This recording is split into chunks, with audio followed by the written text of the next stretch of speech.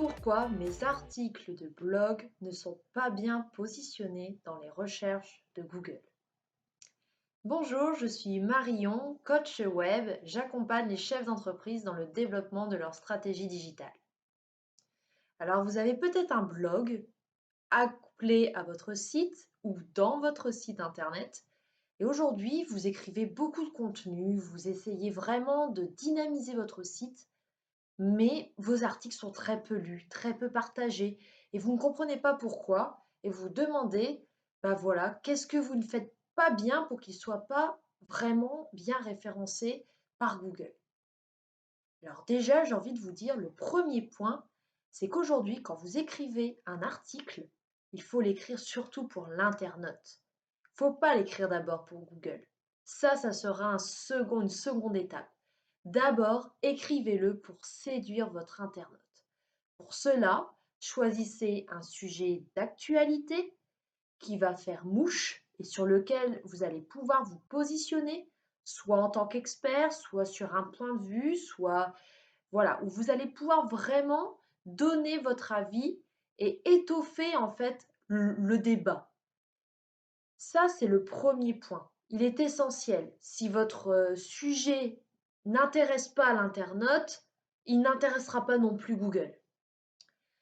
Le deuxième point, c'est choisissez un sujet qui non seulement intéresse l'internaute, mais est aussi très bien recherché en termes de mots-clés.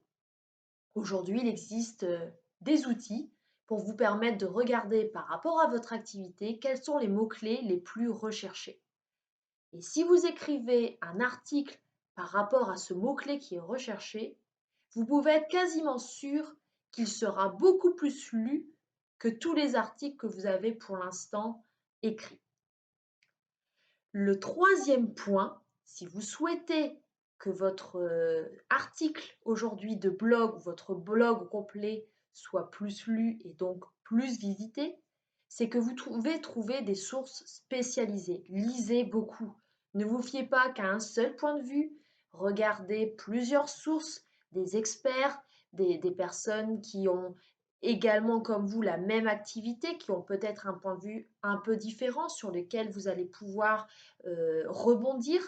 Et n'hésitez pas à citer vos sources. Surtout, c'est très important. Quatrième point, la structure de votre article. Là, on va parler Google. Google a besoin, pour comprendre votre article, pour comprendre son contenu, que vous lui définissiez un petit peu les grands titres, les sous-titres, les mots-clés et un certain nombre de ce qu'on appelle des balises. Et ces balises, HN, elles s'appellent ainsi, eh bien, vont permettre un petit peu de prioriser le contenu, de montrer quel est son grand titre, qu'on appelle souvent le H1, et quels sont ses sous-titres qu'on appelle les H2, et il en existe jusque H6. On va également remplir deux balises qui s'appellent la balise title et la métadescription. Ces deux balises vont être celles que votre internaute va lire en premier lorsqu'il va faire sa recherche sur Google. Elles sont donc essentielles. Si elles ne l'attirent pas, il ne cliquera pas dessus et donc n'arrivera pas sur votre article. Attention, il faut que ces balises soient en rapport avec le sujet de votre article. Ça ne doit pas être uniquement que d'un point de vue vendeur. Ça doit être également des balises qui doivent être remplies en fonction de ce que vous avez écrit. Le cinquième point, c'est que vous devez vous préparer à souffrir. Écrire pour le web est toujours très compliqué les premières fois. On a déjà la difficulté de trouver le sujet, puis la difficulté d'étoffer le sujet, donc d'écrire du contenu, et souvent il est quand même assez long, il comporte quand même un certain nombre de mots. Et en plus de ça, il faut maintenant écrire pour Google. Donc vous devez vous préparer à écrire beaucoup. Beaucoup, qu'est-ce que ça veut dire? Ça veut dire que vous allez pouvoir, alors ça va dépendre un petit peu de vos réseaux, les réseaux que vous utilisez ensuite pour partager, etc. Mais en règle générale, on écrit entre 750 et 2000 mots par article. C'est énorme. Mais s'il est bien écrit, il intéressera votre internaute, sans hésitation. Et en plus, un internaute qualifié. Vos articles doivent être riches également sémantiquement parlant. Il faut que ce soit un vocabulaire vraiment étoffé, qu'il y ait des synonymes à vos mots-clés et que tout cela fasse que votre texte soit riche et intéressant. Ensuite, il doit être lisible.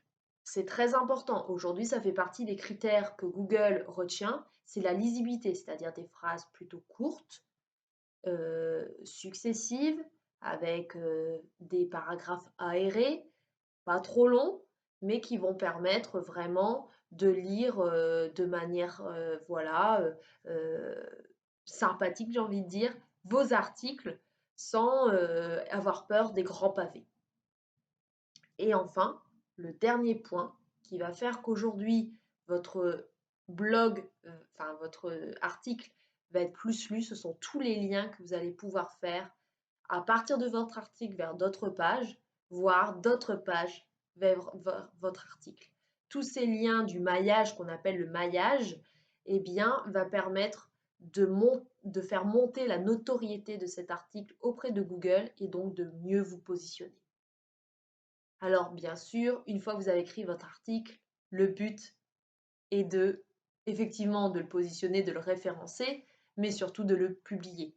Et donc là, j'ai envie de vous dire, il faut le publier à la fois sur effectivement votre blog, mais ne pas hésiter à le partager sur tous les réseaux sociaux que vous estimez intéressants en fonction de ce que vous avez écrit.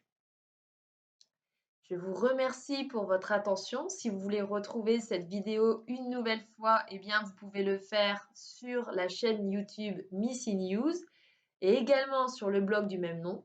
Vous retrouverez comme d'habitude un article qui est associé avec des cas concrets de tout ce que je viens de vous dire. Je vous dis à très vite pour une prochaine vidéo.